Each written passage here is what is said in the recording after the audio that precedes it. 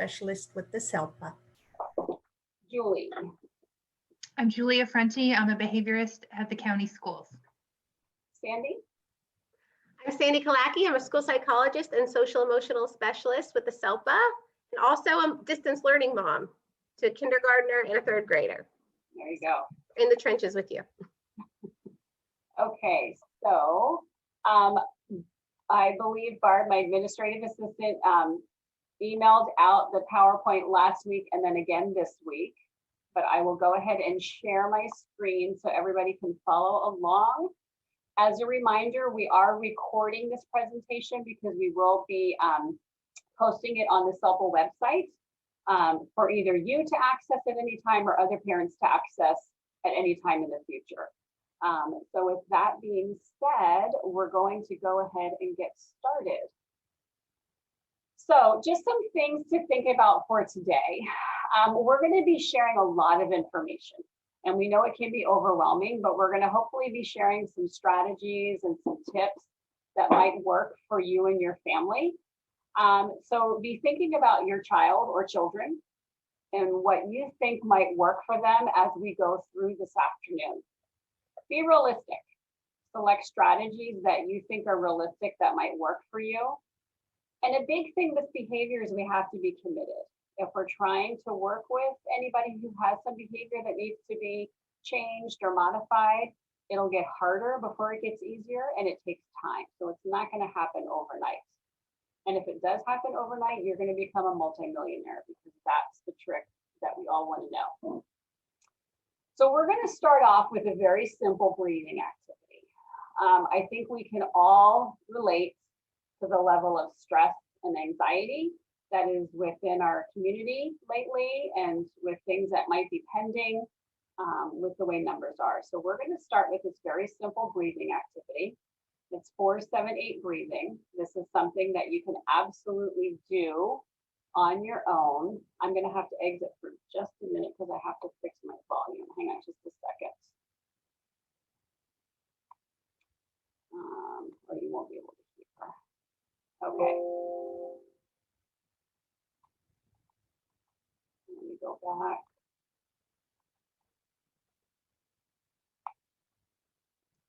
Share again. Okay, I'm going to open up this link.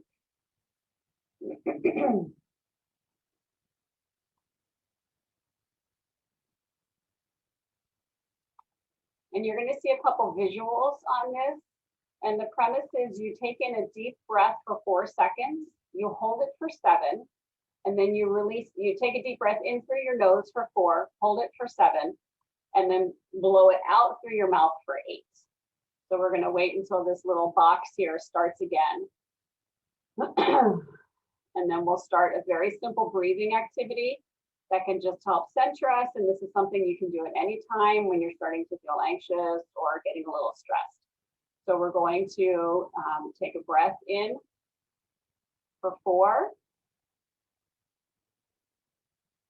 You're going to hold for 7.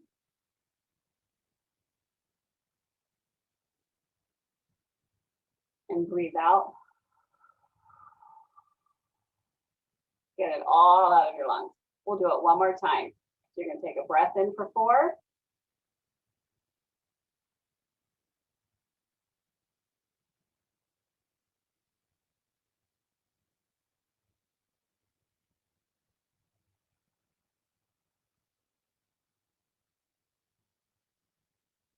So that's just a really simple breathing activity that you can do when you're starting to feel stressed or anxious with everything that's going on, or that you could, potentially teach your child to do.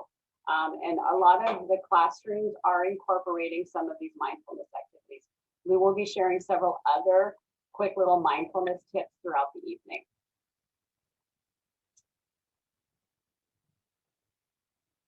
So let's get into our behavior basics. And first up, we have Julia Frenti. Can you go back? Well, you can stay here. It doesn't matter. But I have a whole thing for the first slide.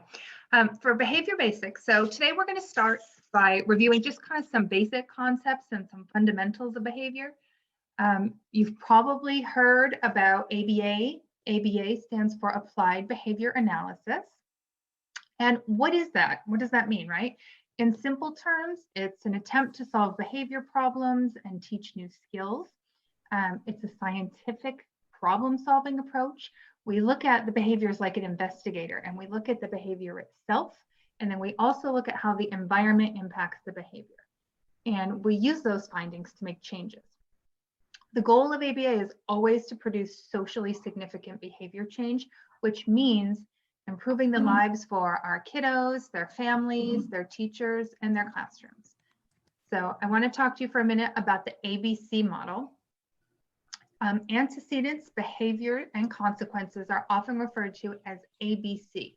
And it's this three-part system that helps us understand why a behavior might start and why it continues to occur over and over again. When we're working with teachers and parents, we can always identify the behavior, right? Like the thing we don't like.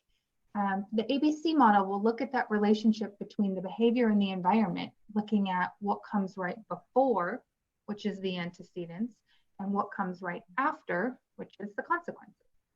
And we look at this ABC model like a scientist. The first thing we do is identify a specific behavior. This is our starting point. We really very carefully define the behavior because we need to agree that the behavior has occurred so that we can look at the antecedents and consequences, right? We have to agree if the behavior is happening. If you've ever worked with home ABA providers, you've likely heard of ABC data collection. I have a little image here on the screen for you, and typically you'll record the date, the time, and I always start with the behavior. And then I kind of work backwards and think what happened just before and what happened just after the behavior, if you're going to use that. I want to talk to you, I guess, first about antecedents on the next slide. Antecedents are what occurs just before the behavior. Antecedents might seem like they cause or set off the behavior. Sometimes we call them triggers. They're not always obvious, and sometimes it takes some careful investigation to figure out what it is that's setting it off. And it takes some, careful observation. And that's why we collect the data so that we can kind of keep track of, oh, I thought it was this, but maybe it's this when you look at the commonality of many behaviors. So sometimes it can be a really simple antecedent. So in this case, I've given you the example, the parent tells the student it's time to log on to Zoom and he runs out of the room. Sometimes it's real simple and we see and we go, okay, he didn't want to do that. When we look at antecedents, there are some important things to think about. Always look at where is the behavior happening? Does it happen more at school versus at home? Does it happen more in the classroom or on the playground? I always like to say, who does it happen with? Is it happening with the teacher? Is it happening with mom or dad? Just one of them, both of them? When does it happen? Is it a certain time of day, a certain day of the week? And also I kind of look at what's happening, what kind of like activities and transitions might be happening before or after, right? There's a lot of pieces that go into the antecedent. So one of the things I also think about is kind of our students' sensory environment, especially because they're not learning in the classroom, right? Everything's different for them right now. For a lot of them, they're learning at home. So are there specifics in the room? Are people too close? Is it too loud? Are there too many people? Is the dog in the room? Is something going on in that room that's kind of contributing to behaviors? And one other piece that normally I probably wouldn't really mention it, but I want to explain it today, is setting events. And setting events are kind of like time delayed antecedents where I almost feel like it's like a pot of boiling water and it hasn't boiled over yet, right? We haven't really put in a demand or any kind of event to make it really boil over. But it could be something like the student isn't feeling well, or the student forgot medication or changing medication. It could be someone had a baby or they moved to a new home. And right now, the big thing we're dealing with setting events is distance learning, because we're already struggling and already stressed under the surface, and we add more to it, and then we have behaviors. So keep that in mind, that we're already kind of at a disadvantage. Okay, next slide is behavior. So behavior, anything that humans say or do, right? Very, very broad. We know we have to be able to observe it and measure it. So it can be something like jumping or hitting a baseball or chopping an onion or singing a song. Behavior cannot be thoughts, right? Because we can't see it. Even if someone tells us their thoughts, we can't know it without them telling us. And it also can't be feelings. We can't measure someone's feelings.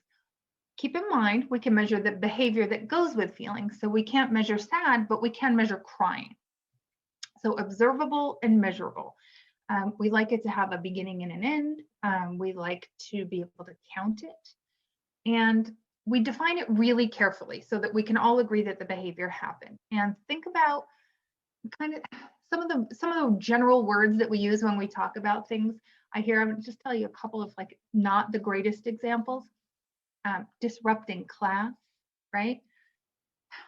As a behaviorist, I go into classrooms all the time, and I could tell you off the top of my head probably 25 ways to disrupt a class. So, you know, I just need more information about something like that, like disrespecting adults or using inappropriate language or even refusing to complete work. What does it look like is what we need to know. It's not that they aren't behavior problems, but we need to know more details about specifically what does it look like. So some clearly defined behaviors that we could probably agree that it happened. We would say the student hits an adult with an open hand. So who did they hit and how did they do it? Hit a peer with a closed fist. Sometimes we will talk about the duration of the behavior. So dropping to the floor during a transition, which is kind of a where and a when, lasting up to 10 minutes. We make it real clear so that we can say, okay, that was the behavior. And then we try to figure out the other pieces to the puzzle, the before and the after. Okay, so we'll look at consequences next. And the consequence is what occurs just after the behavior. It's really like the outcome. And the consequence can be reinforcement or punishment, right? It can make the behavior happen more, like, hey, I like that, I'm gonna do that again. Or it can be a punishment where that didn't work out for me, so I probably won't do it again. So if the student engages in a behavior, like Johnny's run into the other room, and it works out well for him, it's likely to be repeated. That's what we call reinforcement. And if he runs into the other room and it doesn't work out well for him, and you know something bad happens and he ends up having to come back, we would say that's a punishment. Okay. What happens after the behavior, whether it's reinforcing to the student or punishing, will determine if the behavior continues. Right? We call it maintaining the behavior. The consequences of the behavior will keep it happening over and over again. The trick is sometimes we think our consequences in our mind, oh, this must be a punishment. The student must not like this, but it keeps happening. So that consequence must be a reinforcer, really. It can be kind of tricky to figure out. Okay, I want to put it all together for you on the next slide. So think about this, your behavior. You're driving 75 miles an hour on the freeway, right? We'll start at the behavior. Look backwards at the antecedent. Why? What happened? Well, you're late for work. You looked at the clock and, oh, I have to go, right? So your behavior, you're going so fast. There's two options for your consequence. The first one is you get a speeding ticket, right? That didn't work out well for you. So like, you're probably not going to want to do that again. We would consider that to be a punisher. If you get to work on time, it's almost like a reward for your bad behavior of speeding, right? You're going to probably do that again next time you're late. Okay, that would be a reinforcement. And I want to show you a video. Watch the consequences here. We'll stop it and talk about it for a minute, but just kind of watch what happens to her after the behavior and see if you think it, works out well or not for her.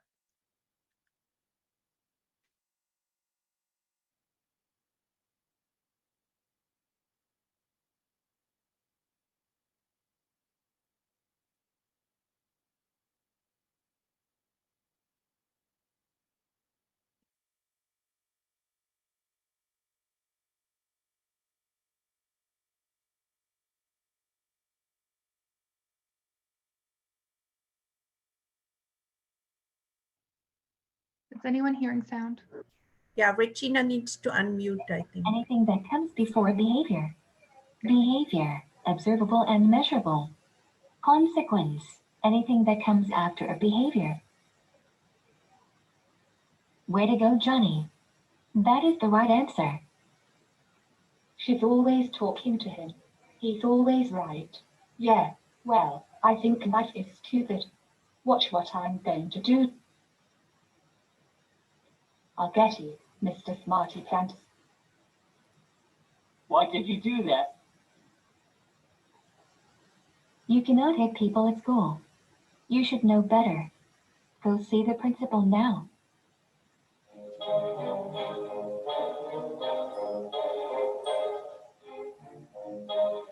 I'm having a great day, Mr. Jenkins. I just wanted to say hi. Great, you're back. Just in time for art and recess. Let's think about what just happened. Did That's Minnie get perfect. what she wanted? Was her behavior effective? Stop it. Thank you. Okay, so antecedents, right? She didn't like her math class. We know that.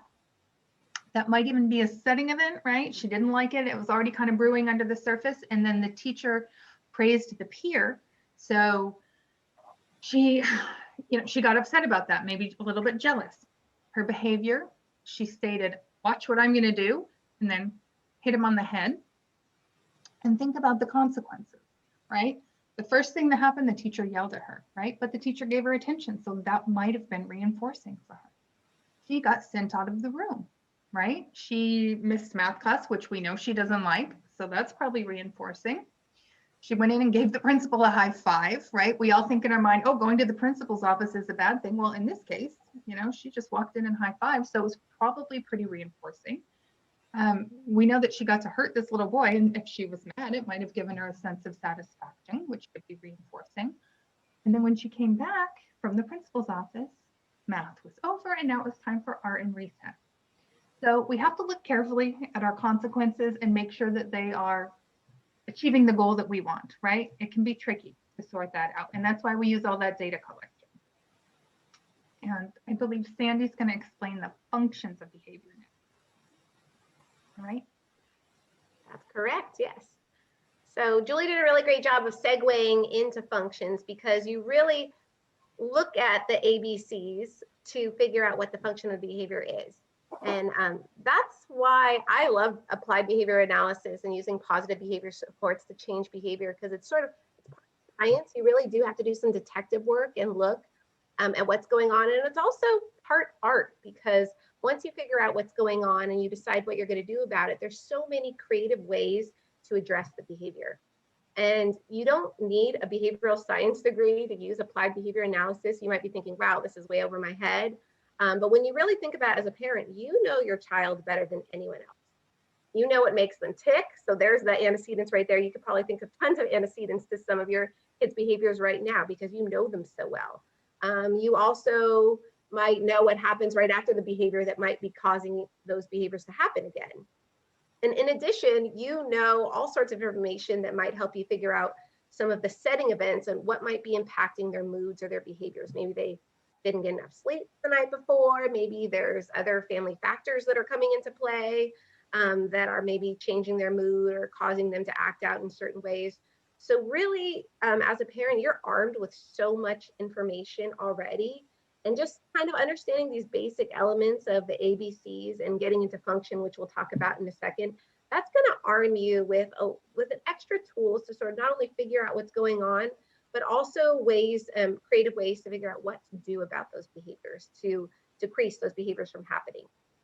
And one thing that we all really know about behavior is that it's communication. And every behavior serves a purpose, or what we call in the behavior world, a function. Every behavior has a function. And the function is really the reason that the behavior is occurring. And usually the function is lying somewhere there in the antecedent or the consequence or both. It really just kind of takes us taking sort of a hard look and kind of trying to figure out what's going on so that we know what to do about it. And so once we've kind of analyzed the behavior, we kind of make our best guess or our best hypothesis as to what the function of the behavior is. And, sometimes we take our best guess, we look at our data or we look at what we know about our kid, and we might get the function wrong, and that's okay. That we'll usually, if we get the function wrong, we'll try something, it won't work, and we'll figure out, okay, I was wrong about that. So you don't even us as behaviorists, we oftentimes, we'll get it wrong sometimes too. So don't feel like, wow, so much is hinging on me. I'm getting this all right. You also have a support team here to help you, but it's also nice to be armed with this background knowledge to know about functions. And when we look at behavioral functions, they're usually in 4 main categories. The first being attention. So a student or your child may be doing something to get attention or to avoid attention. Sometimes if you're embarrassed, that might be a way of looking at attention. There's also escape. And I would say, I guess just in my experience working in the schools, this escape tends to be one of the most common functions, especially if your child maybe has a learning difficulty or some type of disability or challenge. Oftentimes we see a lot of behavior being caused by escape from maybe work that's too challenging, or maybe a setting that's really aversive that they don't enjoy. A lot of times people are quick to say, oh, it's attention, he's doing it for attention, because they might be doing things that are sort of outlandish and it looks like, oh, they're trying to get attention. And when you take a closer look, really do that ABC analysis that we just talked about, you can kind of look, okay, well, it only sort of happens around math time, and math is the most challenging subject for him. So even though maybe it looks like attention, it might truly be escape. And if it were to continue to go on where the kid, acts out and gets a lot of attention, then as a result, that may morph into the function where student is learning, oh, that's how I get attention, by acting out in that way. So there's attention, escape, also access to tangibles or activities, meaning there's something sort of tangible or physical that child or your child may be seeking. And this may come more into play even at home than it would be at school, because when you think about at home, a kid has access to his toys. We have our iPads there, lots of distracting, fun activities that might seem a lot more exciting than, a math worksheet or something like that. And so they may, run to get off the Zoom screen and on to seeking some sort of tangible. So that could be a function. There's also a sensory function or automatic reinforcement where the behavior itself is rewarding. And so when you think about maybe, this comes into play a lot of times with our students with ADHD or autism, where maybe there's some sort of sensory type of behavior that's actually automatically reinforcing to the child. And if you're sitting here watching now and maybe you're bouncing your leg or you're clicking your pen or something like that, that's a sensory behavior. We all need sensory input in some way. And so, if we're looking at all those other 3 functions and nothing's really matching up, we might want to take a look at that sensory function. And if we look at all these 4 categories and none of them seem to make sense for what we're thinking about for our child, you might just want to boil it down to looking at, what is my child trying to gain, or what are they trying to avoid? And that can kind of really help us with the next step in identifying what we need to do. So we can go on to the next slide, please. So we're going to be talking about replacement behaviors. And replacement behaviors are great because what they do is they help you lower the problem behavior that you're looking at and replace it with a more functional, socially acceptable behavior that still meets that same need that your child has. And so really the goal is to get the student to eventually stop using that problem behavior and use this more new functional replacement behavior. And it's different than punishment. When we think about, your kid gets in trouble and they get sent to their room, that's different than when we're talking about with a replacement behavior. Punishment, the reason why we try to avoid punishment as much as possible in the schools is because it's missing that piece of teaching a new skill. So punishment may work. It may stop a child from engaging in a specific behavior, but the second maybe the teacher's turning their back or it's a substitute, that behavior will reemerge because the child does not really have a new skill that teaches them how to get their need met in a more appropriate way. And so when we think about defining what a replacement behavior can be a little tricky if you're not in the behavioral world to really think in these terms. And so if you're kind of feeling confused now, don't worry. We're going to show you some examples. And even after that, if you're still a little confused, it's okay. We teach a 3-day course on positive behavior support, and we spend basically like a half a day on replacement behaviors and practicing. And still sometimes it's really a challenging concept.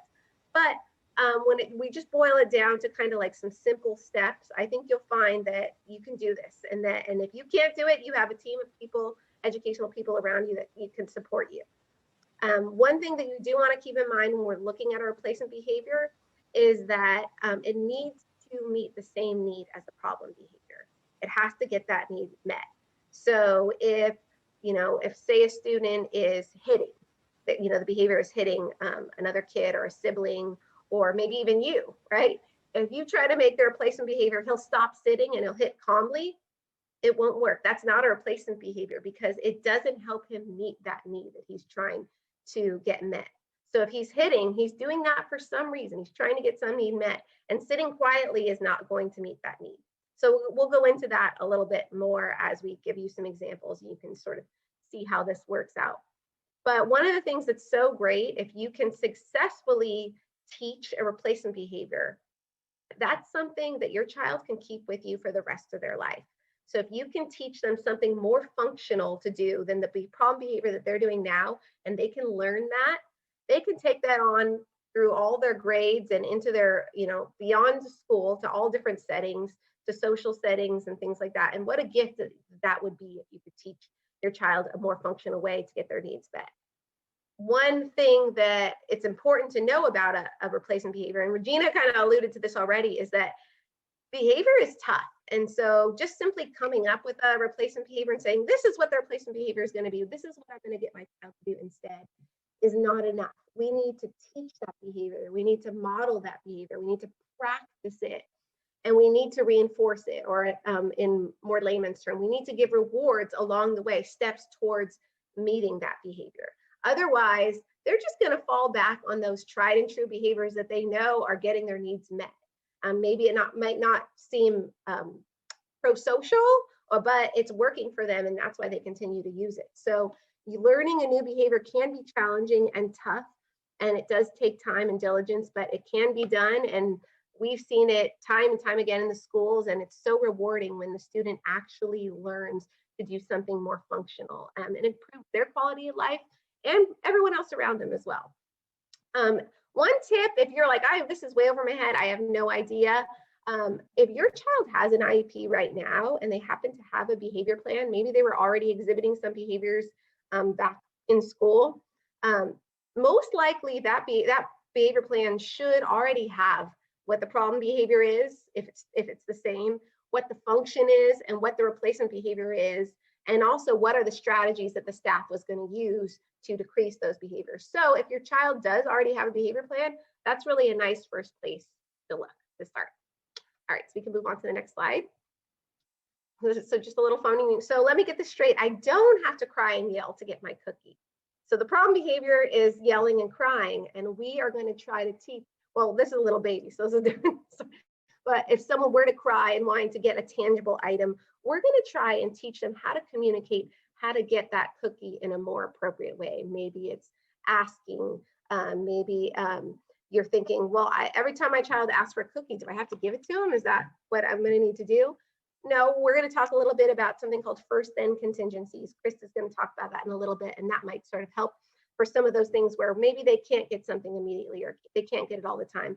There's still a way to teach or replacement behavior using what we call a first then contingency. So we can move on to the next slide. I can share with you a personal anecdote just from my own journey with distance learning. So here I'm working, I've got 2 little kids at home, and my son just started kindergarten for the first time. So he's, kind of learning how things work. And one of the behaviors that he was doing was he was just calling out. They're supposed to raise their hand, but they're little, and that can be a tough behavior to learn. But he really, it was like, give some other kids a chance. He was just calling, yelling out. And I could see in the teacher's eyes that they were getting frustrated. And so I knew that the function was attention. He just wanted the attention of his teacher. He wanted to share. He was excited. But he wasn't going about getting that attention in the appropriate way. He was calling out. He wasn't giving other people chances. And so the replacement behavior would be that I would want him to raise his hand to get the attention. And so obviously, if you think about a kindergartner, it's much easier to just yell out than to raise your hand. That's kind of an extra step, right? So in order for me to show that behavior, to replace that behavior, I'm going to have to teach him, I'm going to have to practice with him, and I'm going to have to give him some reinforcement or some rewards when I see that he's even making an effort. So even if he, when we think about in the classroom, even if a kid is at the beginning, they're raising their hand and they're simultaneously calling out, that's not what we want them to do. Obviously, we want them to raise their hand and wait. But if the first step is even just yelling out and raising their hand, we're praising that. Wow, look, you raised your hand. That's great. Next time, raise your hand and then wait to be called on, and then you can answer. So there's just like little nuances that you would teach with replacement behavior.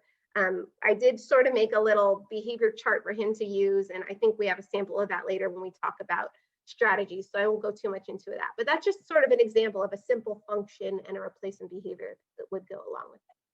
We can show you some more examples on the next slide. So replacing unwanted behaviors with desired behaviors. So here's just some examples of some behaviors that might be common that you would see in the home, and some possible replacement behaviors that could go along with it depending on the function. So if the behavior were to be whining or refusing to work, a likely reason would be that the work is too hard or the work is too challenging for the child. And so the replacement behavior, what we want to get them to do if the work is too hard, is we want to be able to get them to request help from an adult. So instead of whining, crying, refusing, if it's too hard, we want them to seek that assistance, seek that help. So that would be the replacement behavior on that one. If they're teasing a sibling, a likely reason for that might be that they're simply wanting their sibling's attention, and they're not knowing how to go about it in the proper way. And so as the parent or as the adult, we can teach that child. What a great skill to teach a kid that they would be able to get attention in more appropriate ways by simply asking to interact. Hey, do you want to play, or would you like to play this game? That's a skill that we want all of our kids to be able to learn. Another one might be fidgeting in their seat. And so when we talked about different categories, remember we talked about sensory. So maybe some of you have some wiggle worms, that they're young, or maybe they have some sensory needs, and you see them fidgeting around in your seat. A possible reason could be that they need more movement. They need more sensory input.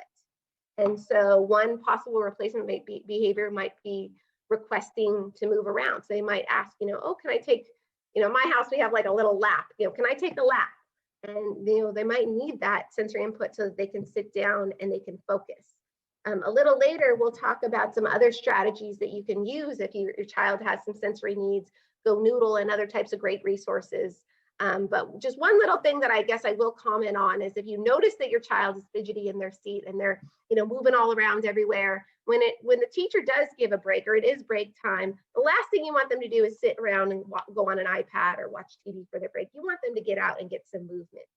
So that's just kind of, that's not a replacement behavior, that's a strategy, but just something, I guess, a little side note to mention. Okay, and then there was one more behavior, Regina, sorry. And then if they were ripping behaviors, that might mean that they don't want help with the task. That's just one likely scenario. It could be other reasons, but if you were to do your ABC analysis, and you might come up to the conclusion that they don't want help with the task. So then your replacement behavior would be that they would ask to do the task by themselves. Okay, thank you, Regina. So in order to get the child to buy into doing these newer, and in the beginning, maybe more challenging replacement behaviors, we really need to rely heavily on reinforcement. And so the basic principle of behavior is that behavior is strengthened or maintained by the consequence that reliably follows the behavior. Meaning that, so the thing that happens after the behavior can either be the fuel that ignites the flame and increases the behavior, or extinguishes it. And so if we want to teach new behaviors and increase new behaviors in the beginning, we are going to need to give lots of rewards, lots of praise, lots of reinforcement to get them to use this new behavior. And we're going to want to, as much as possible, ignore or not reward the old behavior, the behavior that was challenging or difficult, so that the student eventually learns that that new replacement behavior is more functional to them. It's going to help them get their needs met in a more appropriate way. And so there's different types of reinforcement. So, you know, in your home, it might be something that you deliver to your child. If they're young, it might be as simple as a sticker, you know, some kind of treat, some kind of activity that they enjoy. And then there's also, you know, automatic reinforcers that are just sometimes things are naturally reinforcing to a child, not something that someone actually provides to a child. So if you can move on, next slide, thank you.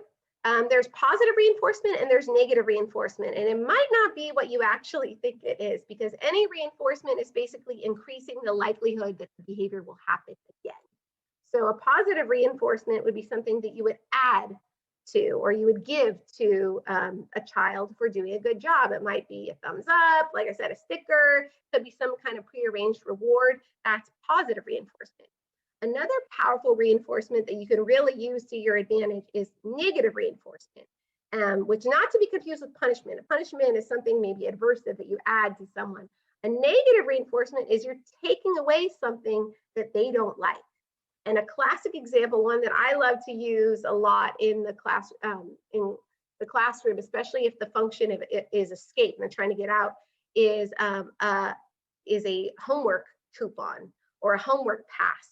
And a lot of times I'll work with teachers and say, well, you know, they're not doing any work right now. If we can get them to buy into a system where they do maybe a small amount of their work and then they earn a homework pass, or they earn, you know, a pass on another assignment, can we work with that and then slowly fade that out? So that's something that we, you know, if you think, wow, that really rings true to me, that might be something that might work for my child. That could be something you could bring up to the teacher or to the IEP team. Like, can we use something like that, a homework pass or a class pass, to get them to at least buy into doing some of the work? So that's just, you know, one example of how you would use negative reinforcement.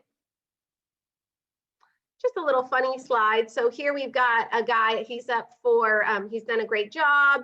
The boss is so grateful. He says, here's a little something extra for you.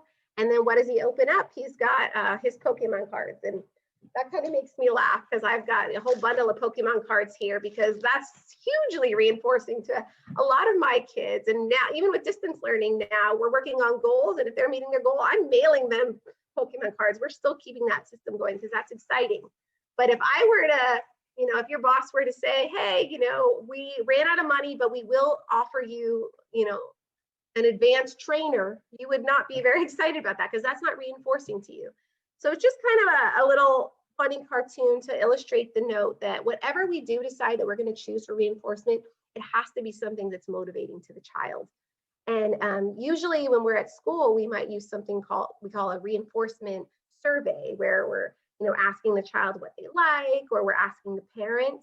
And that's still something that you could technically use at home, but one of the advantages if you have it as a parent is you know what your kid likes. You observe them, you know what they like, you know what they dislike. And so that might give you even a better advantage that we would have at school as to what you could use as a reward for your child to, if they were to be able to learn these new skills and extinguish some of their more problem behaviors. So just something exciting to learn about. And later in the presentation, we're going to talk about something called a choice board, which is just another tool that you can use to help with reinforcement. So I will move on to Krista, and she has lots of great, more exciting things to share with you. Okay, so what we're going to be looking at right now is what we can do at home, or some things we can do in the environment to prevent the problem behaviors from happening. So these can be seemingly simple things like practicing gratitude and a positive attitude, and they can be more difficult or elaborate things such as setting up routines and a defined workspace. So you have the power to set the tone for the day, and your child will likely follow your example. What are you noticing about the boy in the slide? So he's sitting in a defined workspace, hopefully free from most distractions. He has his materials next to him, as well as some comfort items, toys, activities. He's focused on his work. So it seems that the things in his environment are supporting his good work habits. And so that's what is meant by structure or setting the stage for learning. So we're going to look at some of these structures on this slide a little bit more in detail. So the first thing we're going to talk about is gratitude. So gratitude is actually a mindset and a practice that has been very widely studied, and it has been found to be an effective antidote to negative thoughts and emotions, hopelessness, and depression.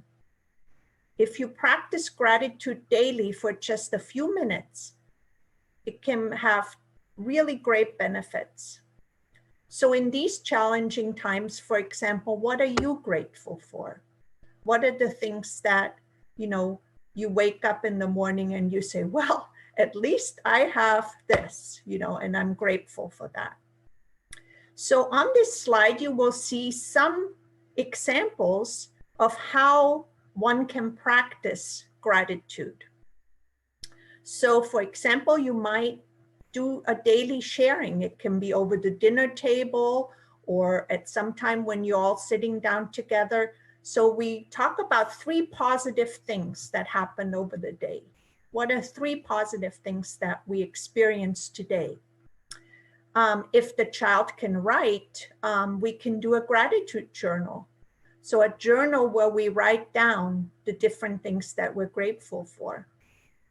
We can do some end of the day routines. When we're done with the day, we can talk about, what was sweet and what was sour about this day, or where were the thorns and the roses, what was fun, what was not so fun. And for a more simplified strategy, for kids who maybe are a little bit less verbal, we can say, what did I do today? And what did I like? And what I didn't like. So I liked, my lunch today. I didn't like when, I didn't get a turn in a game. So those are just some examples of how we might be able to practice gratitude in our day. Another strategy or mindset or meditative practice that I wanted to just briefly touch on is mindfulness. And we're going to be talking more about mindfulness later on when Kim will be presenting a little more information on it. But just to kind of set the stage, mindfulness is a meditative practice. It begins with paying attention to breathing in order to focus on the here and now. Not what might have been or what we're worried about, just what's happening right now in this particular moment. And the ultimate goal with mindful practice is to provide enough distance from disturbing thoughts and emotions to be able to observe them without immediately reacting to them. And there's a website, if you're interested in this, you can go to childmind.org. And it gives you a lot of great examples and introductions and, different research. And so it's a good overall research website to kind of browse through to if this is something that interests you. We're going to talk about positive attention and praise because, of course, we talk about that a lot and we make a big deal about how important it is to provide our children with positive attention and praise. So that the attention from the parents can be a powerful tool, but we have to consider how we use that attention. So if we only pay attention to negative behaviors and correct them when they happen without paying attention to positive behaviors, we may be strengthening the very behaviors we don't want. So when we praise a child, we have to be sure to be as specific as possible. Rather than just saying good job, specify what the child did that they did a good job on. So an example of a positive verbal praise would be, thank you for being a first-time listener, or I can see that you worked really hard on this. So that can be, a positive praise that's very specific about what it is that the child did well. What's recommended is that, this is, in the classroom as well as in other environments. What's recommended is that we keep in mind a ratio of at least 3 positive interactions to every 1 negative interaction. So if you have to correct a child, which, everybody has to at times, we want to make sure that it's used sparingly, that we have at least 3 positive interactions and statements for every 1 negative one. And that's kind of a goal that we set. So you catch your child doing a positive behavior, and then you provide positive reinforcement. And that could be verbal praise, a pat on the back, a smile, anything like that. So you're noticing the positive behaviors. And if you give general positive attention, not necessarily tied into something, that, you're noticing, but non-contingently general positive attention, it's also very helpful. If you give too much attention during negative behaviors, it leads more to a negative interaction, like a reprimand, a correction, or indicating disapproval. You may inadvertently be reinforcing those behaviors. Even though you were attempting to correct the behavior and do something about it, that attention that you give during that negative behavior might be reinforcing that negative behavior. So if you say, stop that, you're not following along, you got to do this better, that's all attention. Even though your words are, more corrective, the attention might be reinforcing for the child. But if you use it appropriately, it can be very magical and very appropriate. So I wanted to move on to routines. So how important routines are in our day as well as our children's day. So when we talk about routines, what's really helpful is that we use visuals whenever possible. So providing consistency through routines can increase a sense of predictability and control, and it can decrease power struggles and problem behaviors.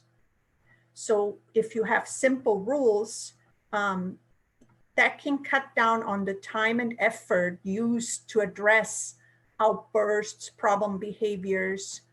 So for example, if the rule is that between 8 and 3, each school day, the TV or the video games are turned off, then that is a rule that is easier to follow than waiting for the child to access something they're not supposed to, and then, correcting that. So if that's our rule, the rule is between such and such time each day, there's no TV, then it makes it easier to enforce those rules.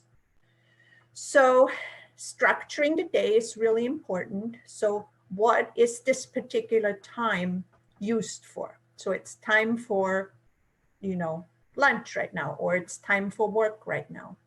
Rules are really important. Workspace. So having a defined workspace where we sit down and we do our schoolwork or our online learning. Goals for the day can be important. And then having a schedule, and depending on, where your child is at, what schedules, it can be very simple or it can be more complex. And we're going to look at some examples of schedules. There's also a not a website, but if you go on YouTube and you just type in visual timers, you see a great variety of different ways in which you can structure a child's time, whether it's preferred time or work time or something they have to do each day at a specific time. So you can just go to YouTube, type in visual timers, and it will give you a lot of great examples of, a timer that might be helpful to structure time. So the next slide just gives you some samples for schedules that you might find helpful during distance it's distance learning, sorry. So one of the schedules is very, simple, the one on the left. It simply has all the tasks that you would do during the day, and then you can arrange them based on what's first, what's happening now, what's later. And the other one, the one on the right, is a little bit more complex. It also includes the times. So when is it time for breakfast? When is it time for learning? That kind of thing. So there are lots and lots of different schedules that you might find helpful, depending on your child's developmental level and what they're able to understand. And Krista, I just want to share, so for our parents, if you do need a visual schedule in the home, this is an opportunity for you to talk to your teacher. Teachers, paraeducators can definitely put schedules together and send them home. I know several districts are using transportation to get materials home. So if you do need something in the home, we encourage you to reach out to your case manager, to the team that's supporting your student, and say, hey, this is what I need. And they should be able to put something together for you. Great, that's wonderful.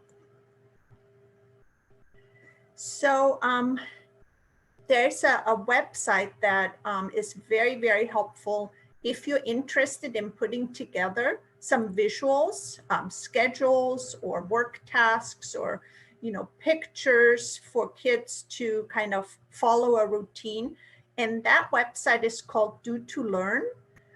It gives so many resources, most of them free. Some you have to pay for, but most of them are free.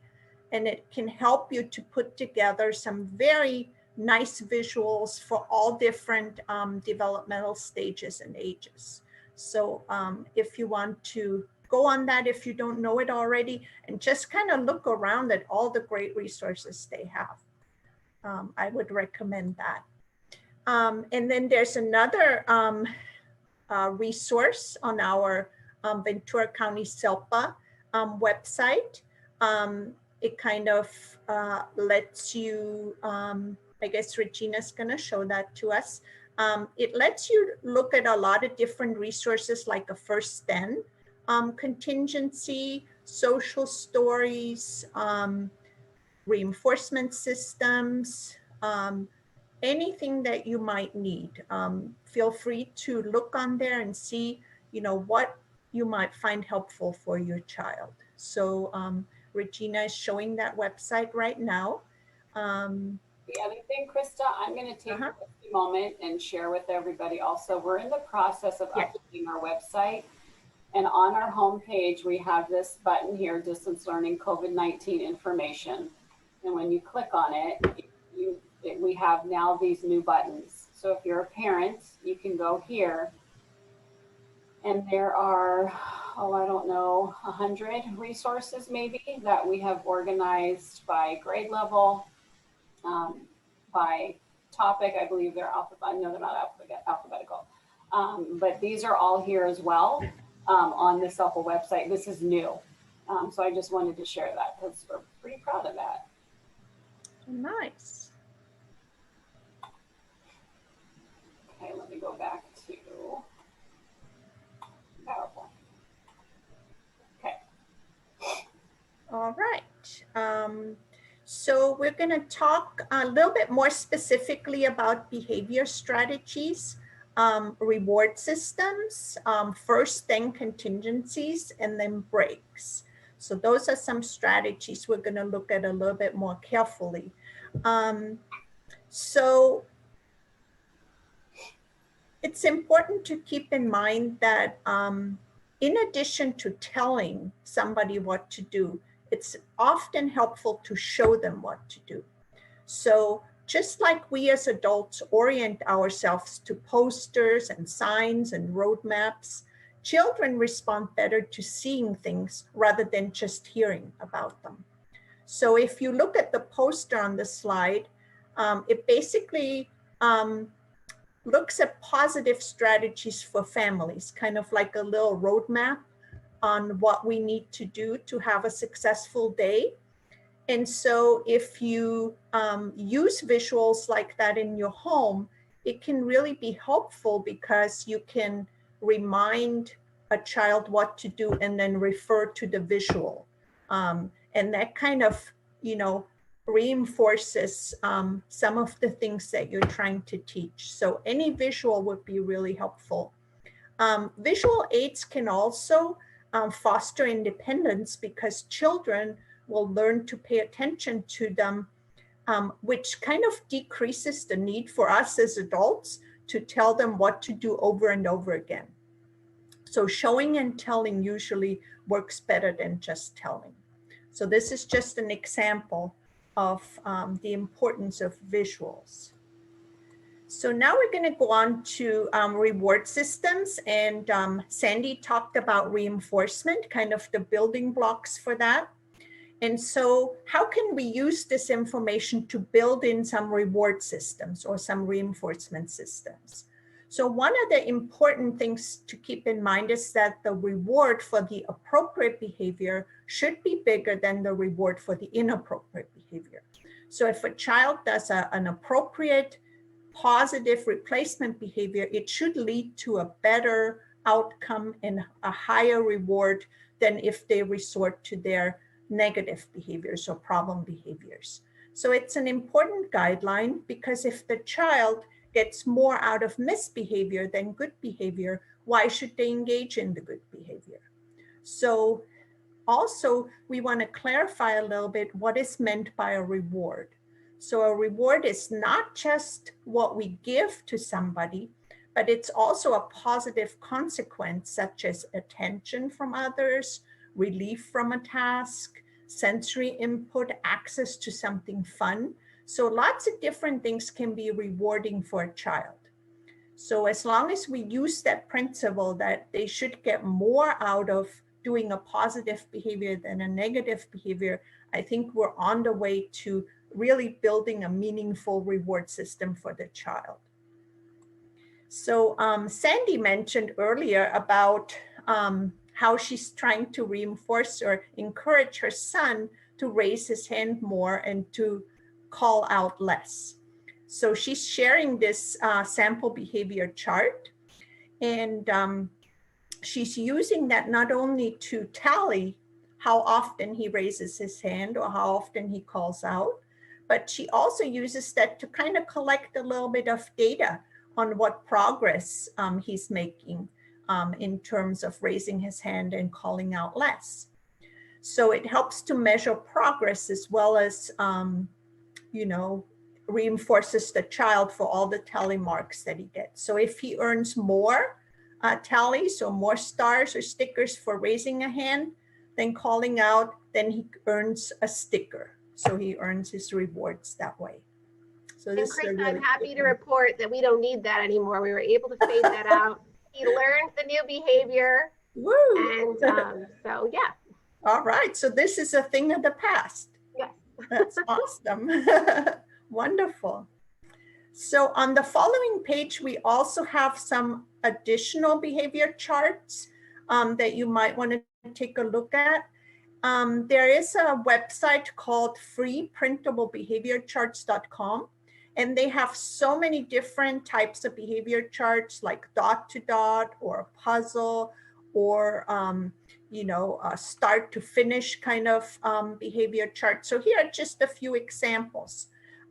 You can also select little characters or superheroes that your child likes, and that website will most likely have a behavior chart for almost any kind of famous character that kids like. So here are just a few examples. So you can check that out and see if there's something on there that you can use to reward the positive behaviors.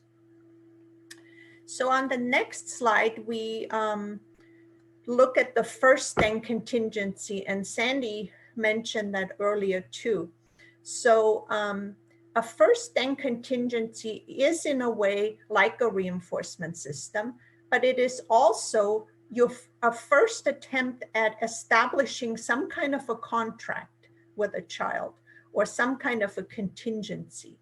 So it also looks at expectations, like what do we expect and what's going to happen when we follow that expectation. So you can use this in addition to a choice board, which we will show you in just a moment. But an example of that would be in this one, the child has to read a book first before playing with Play-Doh. So first we read the book and then you get to work with Play-Doh. Now to set this up, it's important if a child is really struggling with non-preferred activities or things they don't want to do, it's important to set it up so that initially you're placing 2 desirable items on the first stand. So first bubbles, then Legos. And then once they understand that concept on that little schedule, then you place a picture of a less preferred activity in the first box and then a highly preferred activity in the then box. Like in this example, the first the book and then the Play-Doh. So it's a great way to help a child do what they don't want to do and to set up a little contract that here's what I want you to do or what's required to do, and then you get to do something more fun later on. So this is the choice board that we talked about. And this is basically to take the guesswork out of rewards or reinforcers. So a child would pick out what they would choose as their reward, anything that they find reinforcing. And in this example, it's all visually represented. And so if children, have a couple of different choices on here, that's great. If, you don't want to put out so many choices. You wouldn't put anything on there that you wouldn't have time for or that they couldn't really access. So make sure that what's on the choice board as a reward is something that they can actually use or access. So if you present 2 or 3 options at a time, then you would put the choice on that board on the right, I'm working for. So let's say the child wants computer time, you would put the choice on the, on that square. And then they would either have to do maybe 5 tasks or 5 things that they have to get done, or work for 5 minutes, either way. And then as soon as they reach that, then they would get their choice. So it's a very nice, simple visual reinforcement system with a choice board. And the child selects the choice ahead of time so they can see what they're working for. So this is a really nice example. We also wanted to talk a little bit about breaks, because breaks can be a little bit confusing at times. So breaks can be used for different reasons. So you can have a break that's more of an earned break. So let's say after completing their work, the child gets to watch TV for a little while. There's also a sensory or movement break, which is basically scheduled. So at 10:15 or 1:30 daily, there's a movement break. So we have that scheduled, and that's when we do our go noodle exercises or our walking, our running, that kind of thing. Then there's requested breaks. So requested breaks are basically, they tie into a replacement behavior.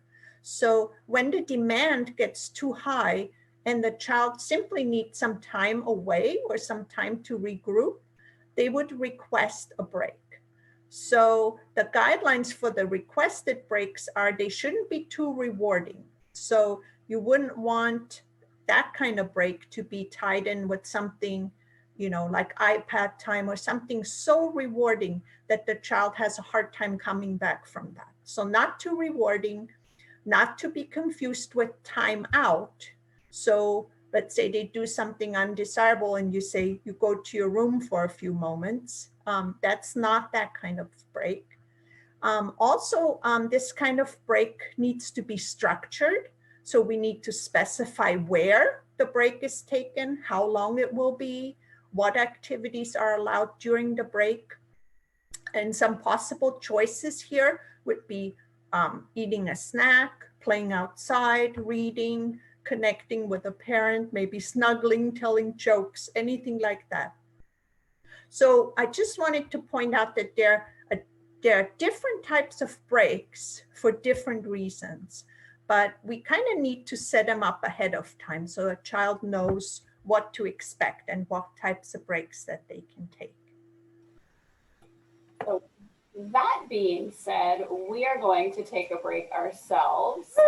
I'm actually not going to play the Go Noodle, but so parents are aware, Go Noodle is a program that a lot of the classrooms use throughout the districts in the county for movement breaks. But right now we're going to take about a 3-minute movement break, stand up, stretch, run to the bathroom if you need to, and then we will come back at 4:10.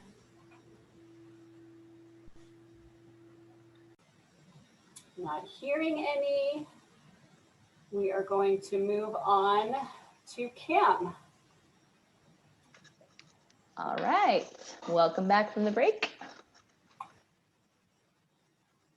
So we're going to switch gears a little bit and talk a little bit about emotional regulation, a little bit more about the feelings that may go with the behaviors. And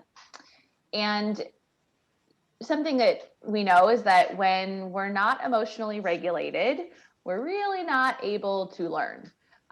So it's one of those things that when behavior's not going well, emotions are running high, we're not in that ready to learn kind of state. So we have to deal with that first before we can get that learning in there. So this is a little video that talks about the neuroscience underneath the feelings essentially. And it's designed, this one is designed more for kids, I'd say probably depending on development, but probably late elementary and above. But it talks a little bit about the brain and how it works and what's going on underneath all those feelings, which can be really empowering. I think when emotions are running high and then behavior, incidents happen, we may feel bad, our kids may feel bad.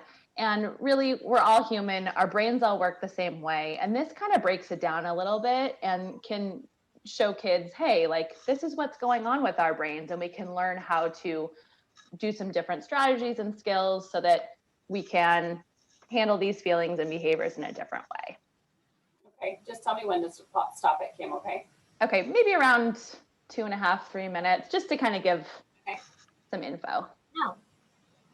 Imagine that you really want to play. We can't see it, Regina. When the bell rings, sorry. you can't find your. Forgot to share.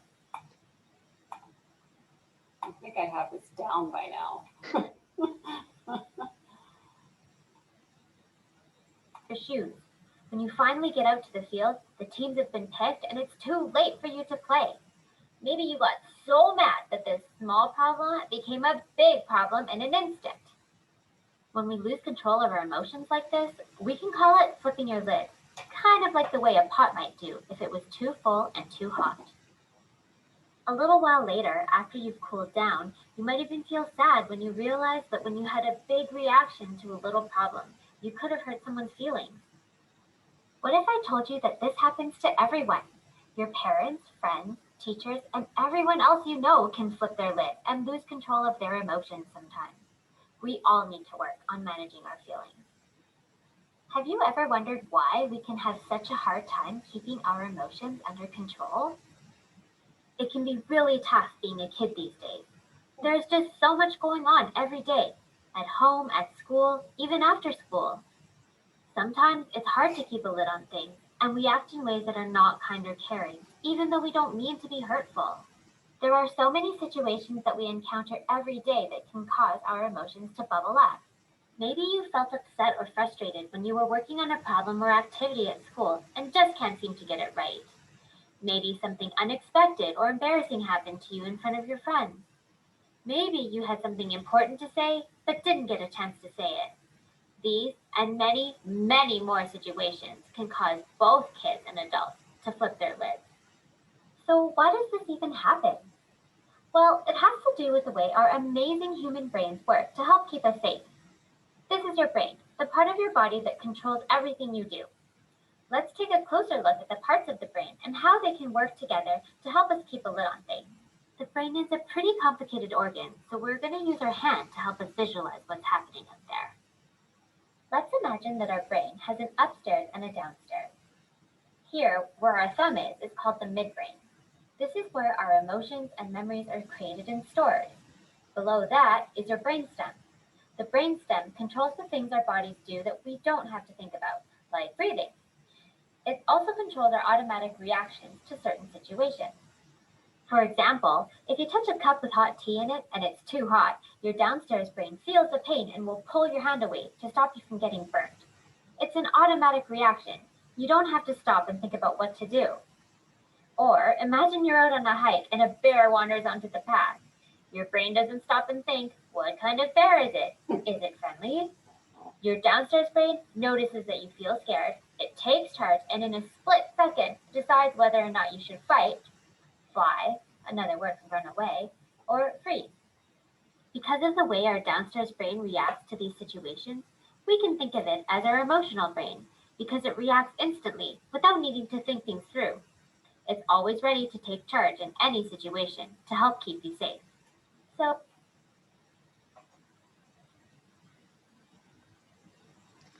All right, so I think we can all relate to that emotional brain taking over at times, right? Especially with distance learning and all the pressures of life that we've got going on these days. But it can be really nice to kind of know what's going on inside to be able to work on some of those skills. So that's what we're going to focus on next, is looking at some skill building in emotion regulation. So the first step to building some skills and some success in being able to cope with feelings and difficult emotions is to be able to identify the feeling. The neuroscientists basically tell us if you can name it, you can tame it. It's kind of that first level of being able to regulate our emotions, is that we have to be able to recognize our feelings and then be able to kind of express them in a way that we can start to get those needs met. And so feelings and emotions are a very abstract concept. So, we have to just take that into consideration. This might not be appropriate for every kiddo, age and developmentally. So look at whether this is something that might be beneficial to your kiddo or not. So feeling identification, there are tons of ways to start teaching and expanding our kids' awareness of their feelings and then their vocabulary around that. So one way is using a feeling chart. That's what the first graphic is. This is kind of I'd say a mid-level complexity of a feeling chart. It has, about 12 feelings on it.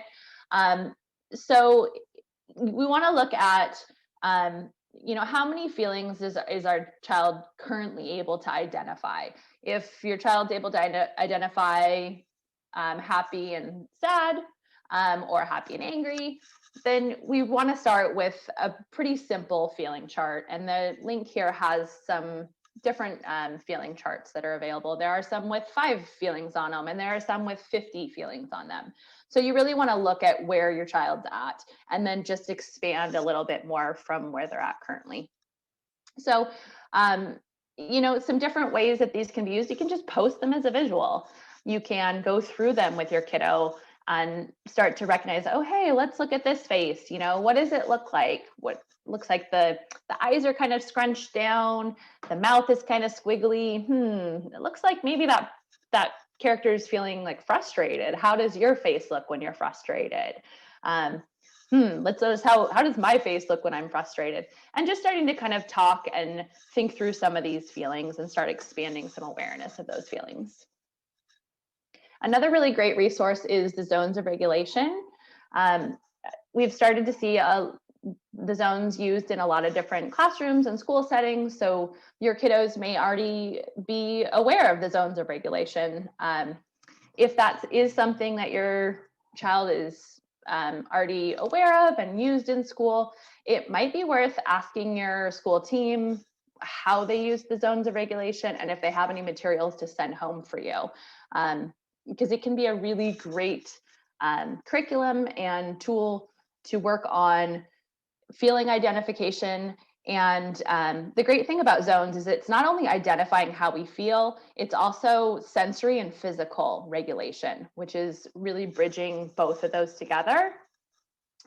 So this is kind of their hallmark graphic. It's the zones of regulation, and it shows the 4 colors.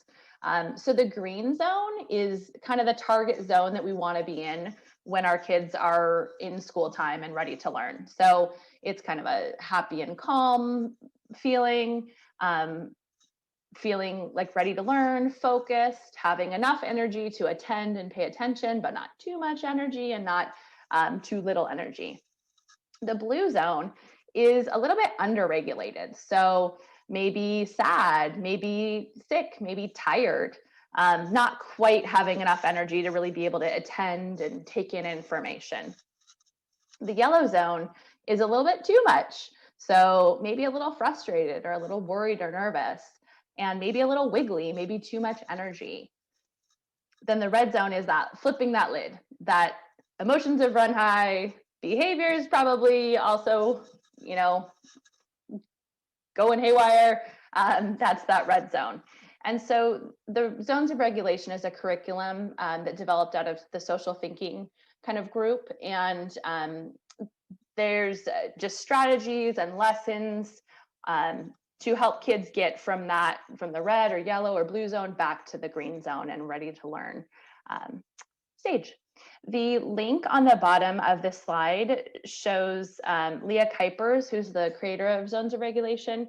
It's a YouTube video of her creating a home check-in, like a family check-in for the Zones of Regulation. So if it's something that your family and your child is already like exposed to, that might be a cool video to watch and see how you could create a home check-in for zones to practice those skills.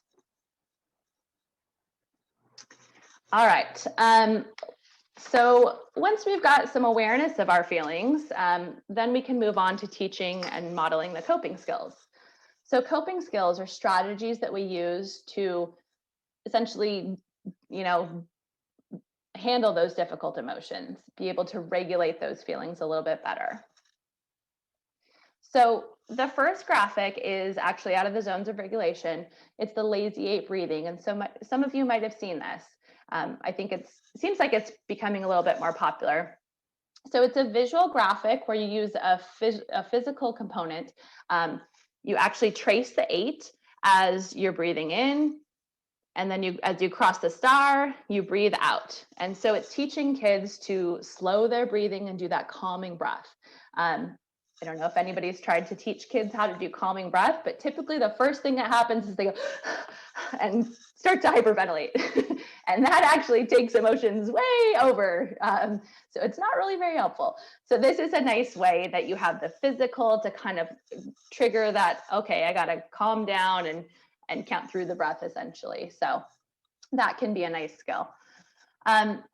Coping skills are really not a one-size-fits-all deal. So what works for me may not work for you. What works for my kiddo may not work for your kiddo. So we need to start kind of just noticing, what are some of the activities that my kids do that they seem a little bit more calm, or that they maybe gravitate toward when they're having a hard time. And so we don't want them to be like those primary reinforcement activities. But, you know, some activities that, you know, maybe drawing or coloring, if that's something that you notice your child seems to be calmed by and enjoy, those are a good place to start in looking at some coping skills. And so the center graphic just has it's just a visual of, for this child, these are things that are a nice go-to for coping skills. And it's a nice reminder to have them posted or have them on a little binder ring and be able to flip the cards. Because in the moment when emotions are escalating, it's nice to have something visual or tangible to just kind of point to, or say, hey, let's look in your coping box real quick. Just pick one out and then you can go do that. Definitely not wanting to have to think of a coping skill when feelings are escalating. And the last graphic on here is an example of our social story. And so social stories can be a great way to teach those coping skills as well. The Glitches and Big Deal coping or social story is more of a problem solving social story, but it does include the coping skills in it as well. So we probably are all having tons of to-dos and tasks that we have to do with our kiddos in the distance environment. So we want to find ways to have this kind of social emotional learning and emotion regulation teaching be fun. So anywhere we can kind of throw it into something fun that our kids are going to enjoy is going to be better for us and them, I think. So just some ideas. There's a lot of ways that we can throw feeling identification and coping skills into games. Jenga is a great way. So I have a Jenga game, and it's the one where you pull out the blocks and make a tower, and then it crumbles. And so I've just gone through and labeled the blocks with feeling words. So when the person pulls their block out, they look. I have one reader and one non-reader at home, so I'll read the words to my non-reader, and then they'll have to, whatever that feeling is, they'll have to either kind of describe what that feeling is, or think of a coping skill, or how they would handle that feeling, or maybe a time they had that feeling, and it kind of just gets that dialogue going in a fun way while we're still playing Jenga.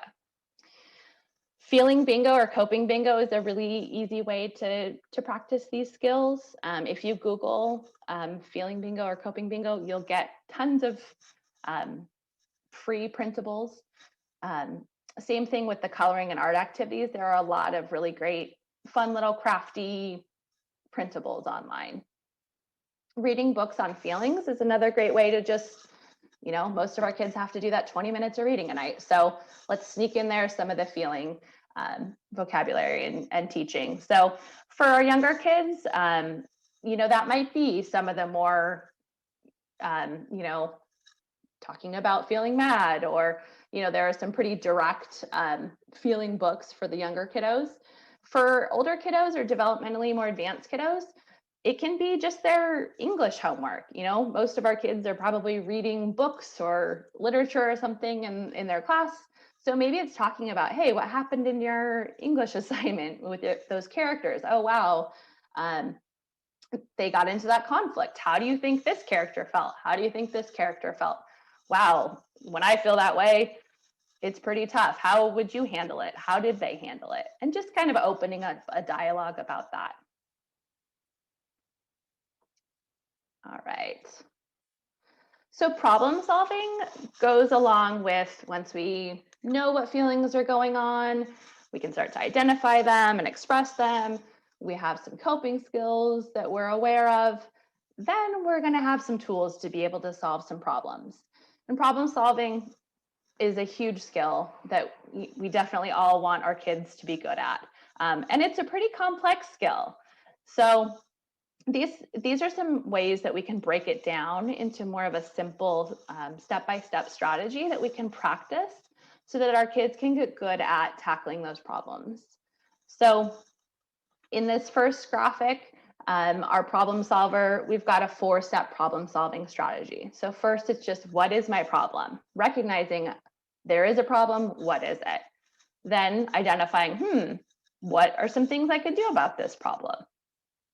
The third step is, if I choose this, what's the outcome going to be? And then the last one is, okay, pick one, try it out. In the next graphic, it's a bit more of an advanced one. So this is kind of putting all the skills together. So this is looking at, what am I feeling? So feeling identification. What was the trigger? What happened? What was the antecedent? Oh, I was doing math and I had 2 of them wrong. And I really don't like to have things be wrong, because then I have to do them over again, right? So maybe our kiddos can start recognizing, oh yeah, I really don't like that. And then the bottom part is some coping skills that they could potentially try. And we can even add in the positive replacement behavior that we'd really like them to do instead. So if they're able to recognize, oh yeah, when I get those corrections, I really feel mad and frustrated. And when I feel mad and frustrated, instead of ripping up my work, I'm just going to ask for help, or I'm going to ask to not have to do those corrections. Maybe I'm going to ask my teacher and just say, hey, I'm feeling really mad about this. I don't want to do those corrections. Is it okay if I take a break from that right now? All right. So we're going to shift back a bit to mindfulness. And so mindfulness can be used as a calming tool. There's, like Krista mentioned, a lot of research. I think about 30 plus years of research now on mindfulness. And you've probably seen some mindfulness embedded in your kiddos' distance learning. It's become really popular in a lot of our classrooms and schools that we work with. It's just so accessible and easy to use and generally free and works really well. There's a lot of really great benefits. So mindfulness, when I first started hearing about it, it was kind of confusing to me, and it was kind of elusive, and I thought, oh, it all has to be like this like Zen great space, right? And that's great, but you know, in life, it's not always like that. So this graphic really hit home for me, and this is when it really clicked for me of what mindfulness really was about. So there's two people in a park, they're holding hands, and a lovely afternoon. The person on the left, their mind is full of life, emails, work, what happened yesterday, what's going to happen tonight, all the to-do list, right? The person on the right, they're being mindful. Their mind is full of the present moment, what's going on around them right now. And that's really all it is. So if I've got a ton going on and I'm stressed out and I'm worried, it's really just being mindful of that and recognizing, oh my gosh, my shoulders are tight, I'm nervous, my thoughts are racing, I've got so much going on. And just recognizing that is mindfulness. And it's amazing how quickly it just dissipates so much of that. So, you know, just recognizing, are we being mindful, full of all the stuff in life, or are we being mindful of what's going on around us? So mindfulness, some resources. One, I think, positive of the pandemic and distance learning is that we've gotten a ton of resources that we probably didn't have before. So there are so many mindfulness resources out there. These are just a few. You may have your own, but Be the Pond is a mindfulness video that I would say would be best for probably younger kiddos. The 4-7-8 breathing, you know, anywhere mid elementary on probably. Mindful breathing, I'd say more like teen and adult. And Go Noodle has a whole section on mindfulness that's pretty much any age. So those are some great go-tos to find some mindfulness activities. These are some apps. I just screenshotted some from my phone. These are really great, simple go-tos, I find. So Draw with Stars and Writing Wizard are very similar to each other. Draw with Stars is a visual, it's got a calming sound if you turn the sound on. It's really just a quick, simple app that you can open up, especially if kiddos starting to get a little frustrated. It's a great diversion. Like, hey, go to Draw with Stars for a couple minutes. It instantly, because you're just focused into that app, it really dissipates things quickly, and then you can go back and kind of problem solve or work through what's going on. So that's a really nice go-to, I think. Mindful Powers has little mini mindfulness lessons and then a visual and kind of physical mindfulness activity, I would say for probably elementary age. Super Stretch is a little bit younger. It's a yoga app, and it has really quick little yoga videos for some simple yoga moves. And it actually shows young kids doing the moves, which is nice. It's not like adults doing tricky yoga moves. It's actually kids doing moves that they can actually do. So that's one I would say for probably younger kids, elementary definitely. And Settle Your Glitter is a really nice virtual glitter jar. So you open up the app, you pick which feeling you're having, and then you pick how much of the feeling you're having. You shake up your device, and then the glitter ball fills up with glitter and it starts to settle. And then there's a little puffer fish next to it who blows up and decreases as he's helping you kind of do your calming breath while you're watching the glitter settle. So it's a nice little calming mindfulness app to kind of reboot in between difficult times. So the virtual calming rooms are another thing I think is really beneficial that's come out of the whole virtual and distance world. They are all a bit different, and you may have them from your school district already, but they're a great resource to go to, and you have all the tools right there. That's what's so nice about them. You're not having to search different apps or different websites. They're just all right there. You can click on different areas and go through lots of different activities. And it's nice that there's different things that you can explore and your kids can explore. So it kind of keeps it fun and interesting.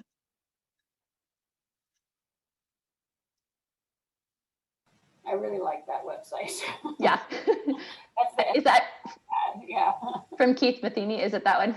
Yeah. Yeah. Yeah. So there's three of those that are linked in the presentation that you can access, and they're a nice place. Before our presentation, I clicked on one and there was like this beautiful fish aquarium, and I was like, ooh, I'm going to take a mental vacation right there. And it was really nice. So they're great to just have at your disposal whenever you might need them. All right. Okay, so I know we've shared a lot of information, and hopefully there are some things that you'll be able to pull away with you after we end in a little while. So we just wanted to remind our parents who are here this evening that you are part of the team, obviously, for your students. And we're hopeful that even during this time of distance learning, that you're communicating and collaborating with those school people who are supporting your students. We know this is extremely challenging right now, and we don't know what's going to happen over the next couple days or weeks with the way the numbers are. So we can expect that anxiety is still going to be pretty high, and feelings are still going to be pretty intense. So we just want to remind you to have those conversations with the people who are working with your child. What's working? What isn't working? Are you aware of the accommodations that are on your child's IEP? Because even in a distance learning environment, those accommodations, if they can be implemented, should be implemented. Are we still using those accommodations to help your child be successful? So this is an example of an accommodations page that could be used, that could be in someone's IEP. This is, for a student who has probably a higher cognitive level than some others, just looking at some of the things that are in place. But again, are you familiar with the accommodations that are in your child's IEP? Do some of them need to be updated when you meet again, even in this distance learning environment? So we want you to be empowered to be able to know what your child needs and how to advocate for them. Here's another sample. A lot of visual schedules, visual expectations, visual cues, praise for specific behaviors, increased verbal response time. It just depends on what the needs are for each specific student and what accommodations they need to be successful. I know some districts use Google Slides or use Google Classroom as opposed to Zoom or some other platforms. So this was just something Sandy had pointed out while we were putting this presentation together, is that within Google, you can activate the software you can do for voice activation. You can click tools and then select voice type speaker notes. And the words will then be dictated. You still need to proofread for accuracy. And it only works in the notes section of the slides. I know we've had Katie Novak here a couple times doing presentations for parents, and she's turned on to closed captioning while doing slides at the bottom. Yeah, it's a very cool feature. So there are different things that are out there that we can use to help support the students and the parents. As we started off in the beginning, self-care is important. And I'm just going to share, I'm saying even now, I think it's even more important just because of the stressful times that we're living in. Let yourselves off the hook. We're all human. We're going to make mistakes. We're not perfect. And we want to achieve progress and not perfection. So for parent self-care, can you make a self-care plan? Can you carve out just a few minutes of your day to take a few minutes for yourself so that you're centered, you're calm, you're able to deal with your student? Because we totally understand that right now you're not just the parents, you're also the parent educator, the behaviorist, the speech language therapist. Even though those things are being provided in this kind of a format, you're the one right there with your child, supporting them doing all of these things. So we want to offer tips so that you're taking care of yourself so that you can then in turn take care of your student. So before I start this video, because we are at the end, are there any questions or anything that anyone needs further clarification on? Okay. So I am going to share this video. This is one of my favorite videos. Let me pull it up.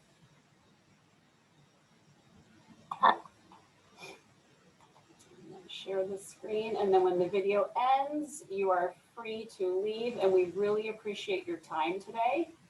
And if you do have any specific questions, please don't hesitate to contact me here at SELPA, and I will help I get really mad when my brother hits me a lot.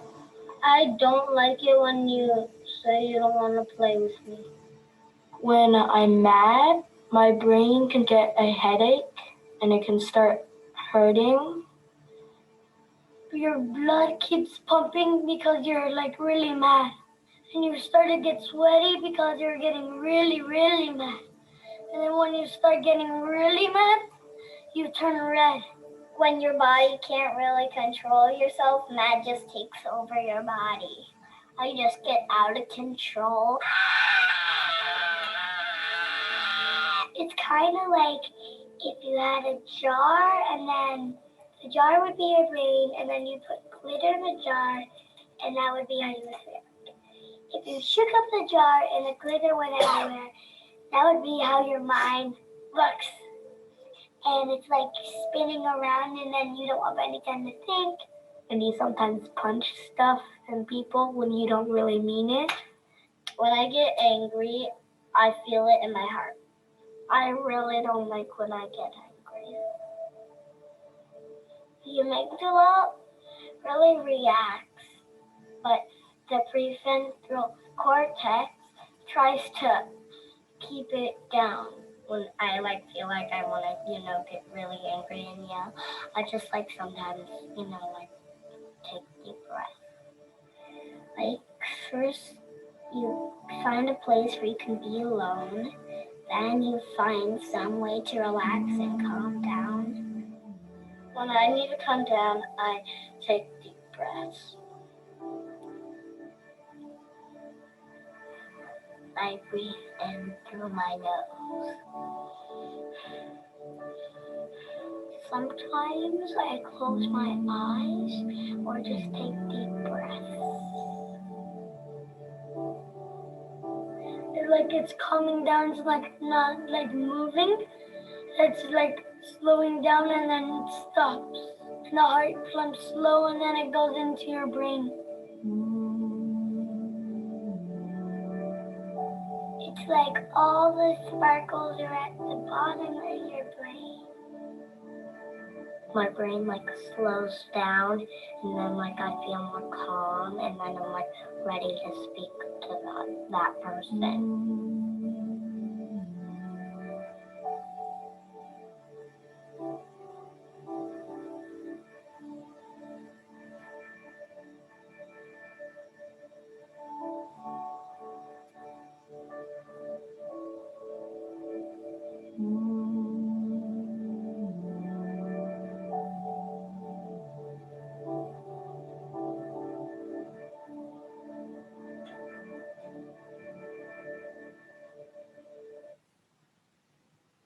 just really like that video. It's one of my favorites. So again, thank you very much, everyone, for joining us this afternoon. And again, if you have any specific questions or concerns, please don't hesitate to reach out to me here at SELPA.